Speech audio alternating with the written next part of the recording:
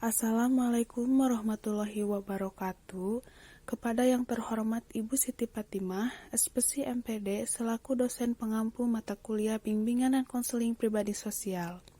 Pada kesempatan kali ini, saya akan menyampaikan materi yang berjudul Efikasi Diri. Sebelumnya, izinkan saya untuk memperkenalkan diri. Nama saya Dias Azahra Pragmatika dengan NIM 200101000 dari kelas A1 Bimbingan dan Konseling.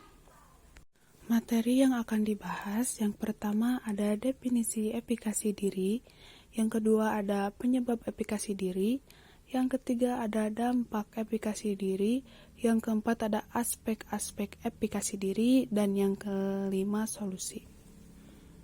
Apa itu efikasi diri? A. Definisi efikasi diri.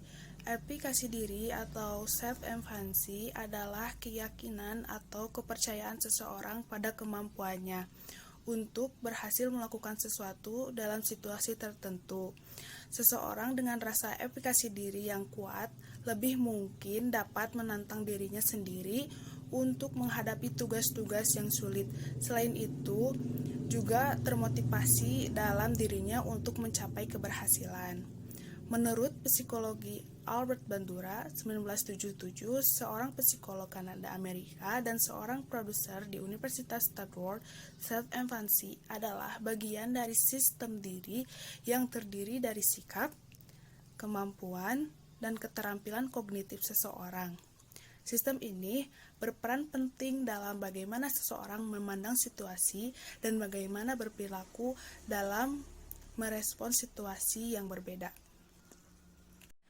B. Penyebab efikasi diri atau self-efficacy. Menurut Bandura, dalam Just First and First 2010, self-efficacy dapat ditumbuhkan dan dipelajari melalui 4 hal, yaitu yang pertama ada pengalaman menguasai sesuatu atau mastery experience.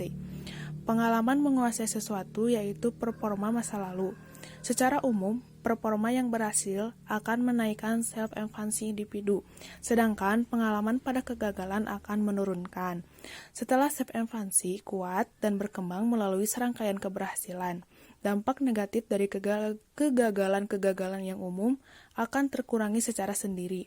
Bahkan, kegagalan-kegagalan tersebut dapat diatasi dengan memperkuat motivasi diri apabila seseorang menumbuhkan hambatan yang tersulit melalui usaha yang terus-menerus. Yang kedua ada modeling sosial. Pengamatan terhadap keberhasilan orang lain dengan kemampuan yang sebanding dalam mengerjakan suatu tugas akan meningkatkan self-efficacy individu dalam mengerjakan tugas yang sama.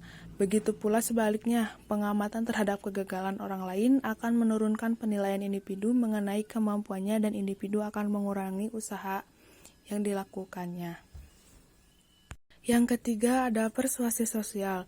Individu diarahkan berdasarkan saran, nasihat, dan bimbingan, sehingga dapat meningkatkan keyakinannya tentang kemampuan-kemampuan yang dimiliki, dapat membantu tercapainya tujuan yang diinginkan.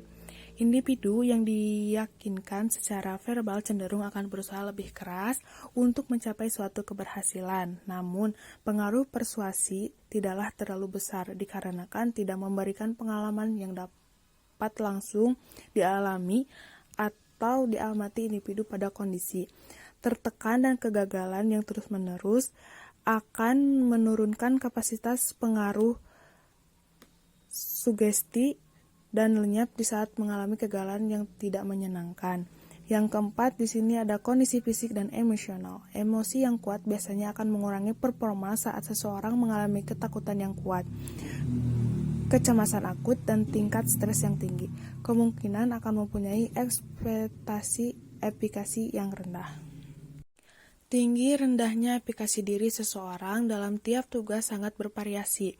Hal ini disebabkan oleh adanya beberapa faktor yang berpengaruh dalam mempersepsikan kemampuan diri individu. Ada beberapa yang mempengaruhi efikasi diri, antara lain yang pertama ada budaya. Budaya mempengaruhi self-efficacy melalui nilai atau value, kepercayaan atau beliefs, dan proses pengaturan diri atau self-regulation process yang berfungsi sebagai sumber penelitian self-evaluasi dan juga sebagai konsekuensi dari keyakinan akan self-evaluasi. Yang kedua, di sini ada jenis kelamin. Perbedaan gender juga berpengaruh terhadap self-evaluasi. Ini dapat dilihat dari penelitian Bandura yang menyatakan bahwa wanita efikasinya lebih tinggi dalam pengelolaan perannya. Wanita yang memiliki peran selain sebagai ibu rumah tangga, juga sebagai wanita karir akan memiliki self-evaluasi yang tinggi dibandingkan dengan pria yang bekerja. Yang ketiga, di sini ada sifat dari tugas yang dihadapi. Derajat kompleksitas dari kesulitan tugas yang dihadapi oleh individu akan mempengaruhi penilaian individu terhadap kemampuan dirinya sendiri. Semakin kompleks suatu tugas yang dihadapi oleh individu, maka akan semakin rendah individu tersebut menilai kemampuannya. Sebaliknya, jika individu dihadapkan pada tugas yang mudah dan sederhana, maka akan semakin tinggi individu tersebut menilai kemampuannya. Yang keempat, di sini ada insentif eksternal. Faktor lain dapat mempengaruhi self-evaluasi individu adalah insentif yang diperolehnya. Bandura menyatakan bahwa salah satu faktor yang dapat meningkatkan self-evaluasi adalah competent contingent incentive, yaitu insentif yang diberikan oleh orang lain merefleksikan keberhasilan seseorang. Yang kelima, di sini ada status atau peran individu dalam lingkungan. Individu yang memiliki status lebih tinggi akan memperoleh derajat kontrol yang lebih besar sehingga self-evaluasi yang dimilikinya juga tinggi. Sedangkan individu yang memiliki status yang lebih rendah akan memiliki kontrol yang lebih kecil sehingga self-evaluasi yang dimilikinya juga rendah. Yang keenam, di sini ada informasi tentang kemampuan diri. Individu akan memiliki self-evaluasi tinggi jika ia memperoleh informasi positif mengenai dirinya, sementara individu akan memiliki self-evaluasinya yang rendah jika ia memperoleh informasi negatif mengenai dirinya. Faktor yang mempengaruhi self-evaluasi menurut Greenberg dan Baron menyatakan ada dua faktor yang mempengaruhi, yaitu yang pertama ada pengalaman langsung. Sebagai hasil pengalaman mengerjakan suatu tugas di masa lalu atau sudah melakukan tugas yang sama di masa lalu. Yang kedua, pengalaman tidak langsung. Sebagai hasil observasi pengalaman orang lain dalam melakukan tugas yang sama atau pada waktu individu mengerjakan sesuatu dan bagaimana individu tersebut menerjemahkan pengalamannya tersebut dalam mengerjakan suatu tugas. C. Dampak efikasi diri atau self-evaluasi.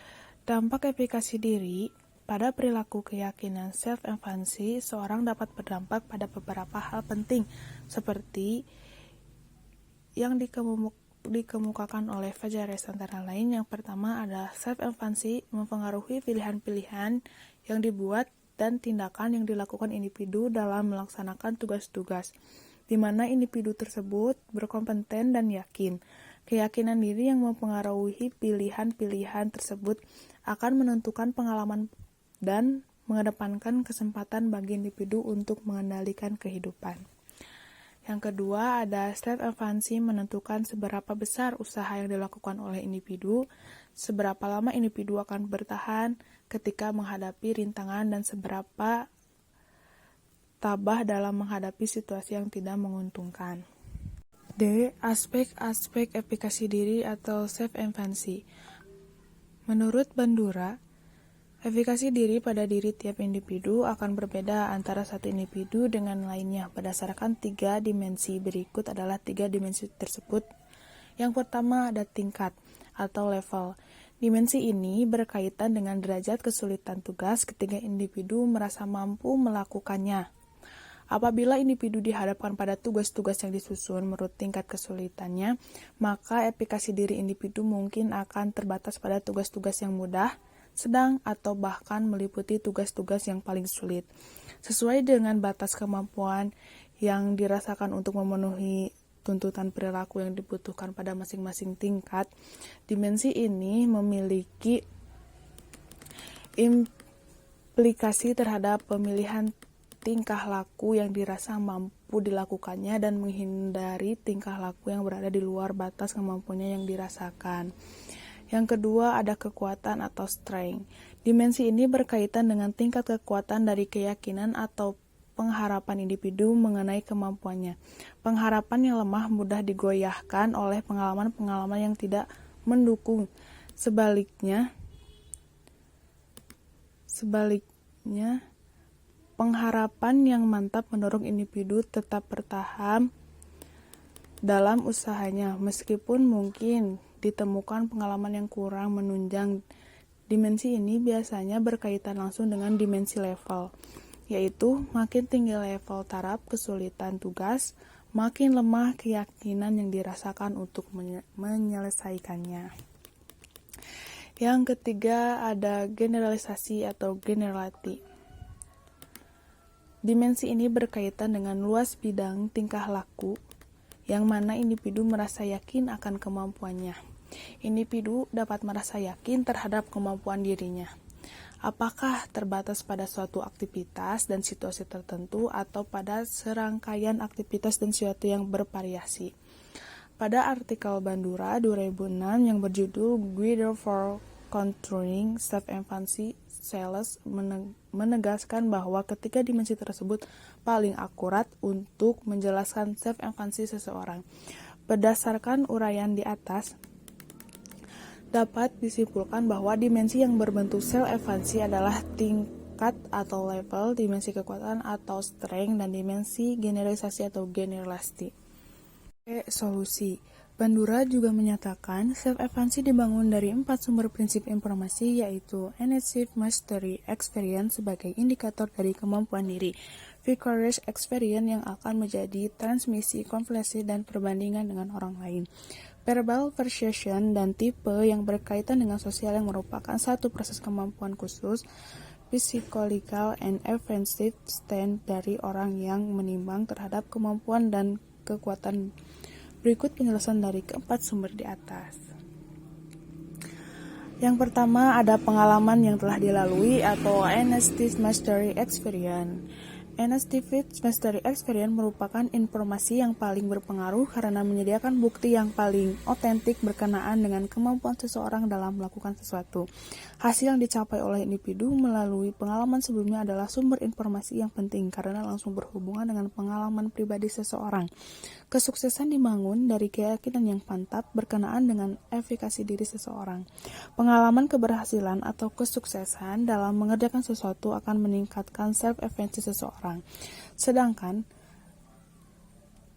kegagalan juga akan mengurangi seseorang yang yakin bahwa mereka memiliki hal yang diperlukan untuk sukses, maka mereka akan berani untuk melakukan sebuah tindakan. Yang kedua ada pengalaman orang lain atau Vicarious Experience. Vicarious Experience disebut juga dengan modeling. Self-efficacy juga dipengaruhi oleh pengalaman orang lain dengan cara melihat apa yang telah dicapai oleh orang lain. Pada konteks ini terjadi proses modeling yang juga dapat menjadi hal efektif untuk meningkatkan efikasi seseorang. Bisa ragu ketika akan melakukan sesuatu, meskipun mempunyai kemampuan untuk melakukan, namun pada saat ia melihat orang lain memiliki kemampuan sama dengan berhasil melakukannya, maka pengalaman tersebut dapat meningkatkan self-efficacy. Selain itu, orang lain dapat menjadi ukuran terhadap kemampuan yang dimilikinya, sehingga seorang perlu menilai kemampuannya dengan melihat hasil yang telah dicapai oleh orang lain. Sebagai contoh, seorang pelajar yang mendapat skor 115 dari hasil ujiannya tidak akan mempunyai landasan untuk menyatakan nilainya tinggi atau rendah tanpa membandingkan dengan nilai yang didapat oleh teman-temannya. Di sisi lain, pengalaman dari orang lain juga dapat melemahkan keyakinan individu dalam melakukan sesuatu ketika melihat seseorang yang dipandang memiliki kemampuan sama atau lebih tinggi dari dia gagal dalam melakukan sesuatu. 3. Persuasi sosial, social persuasion. Social persuasion adalah penguatan yang didapatkan dari orang lain bahwa seseorang mempunyai kemampuan untuk meraih apa yang ingin dilakukannya. Seseorang yang menghadapi kesulitan dalam tugasnya akan memiliki self-efficacy yang meningkat ketika ada seseorang yang meyakinkan bahwa ia mampu menghadapi tuntutan tugas tersebut. Seseorang yang dapatkan persuasi sosial bahwa mereka mempunyai kemampuan untuk melakukan sesuatu, kemungkinan akan mengarahkan usaha yang lebih besar dibandingkan dengan orang yang mendapatkan perkataan yang meragukan dirinya. Yang keempat ada keadaan psikologis dan emosi atau physiological and emotional stance. Keadaan fisik yang tidak mendukung seperti stamina yang kurang, kelelahan, dan sakit merupakan faktor yang tidak mendukung ketika seseorang akan melakukan sesuatu. Kondisi seperti ini akan berpengaruh kepada kinerja seseorang dalam menyelesaikan tugas tertentu. Kondisi mood juga mempengaruhi pendapat seseorang terhadap self-efficacy-nya. Self-efficacy dapat ditingkatkan dengan cara meningkatkan kesehatan fisik, mengurangi tingkat stres, dan kecenderungan emosi negatif. Meningkatkan efikasi diri atau self-efficacy yang pertama, lebih bersemangat, tekun dalam berusaha. Manfaat pertama dari efikasi diri yaitu dapat membuat seseorang melakukan sesuatu dengan lebih bersemangat serta tekun. Yang kedua, tidak mudah takut saat menghadapi tantangan baru. Efikasi diri juga dapat membuat seseorang lebih percaya diri saat menghadapi suatu tantangan baru. Yang ketiga, tidak mudah menyerah dalam mencapai tujuan. Manfaat lain dari memiliki efikasi diri yaitu sifat yang tidak mudah menyerah. Yang keempat, memiliki komitmen tinggi dalam pekerjaan. Komitmen yang kuat saat mengerjakan pekerjaan ternyata juga menjadi sifat dari pemilik efikasi diri yang tinggi. Yang kelima, mampu mengembangkan diri lebih baik dari orang lain. Efikasi diri memang sangat penting sekali untuk dimiliki. Pasalnya, sifat yang satu ini sangat berkaitan dengan proses pengembangan diri. Mungkin cukup sekian pemaparan materi dari saya. Mohon maaf apabila masih banyak kekurangan dalam penyampaian materi. Semoga materi apa yang saya sampaikan bisa bermanfaat bagi kalian semua. Terima kasih. Assalamualaikum warahmatullahi wabarakatuh.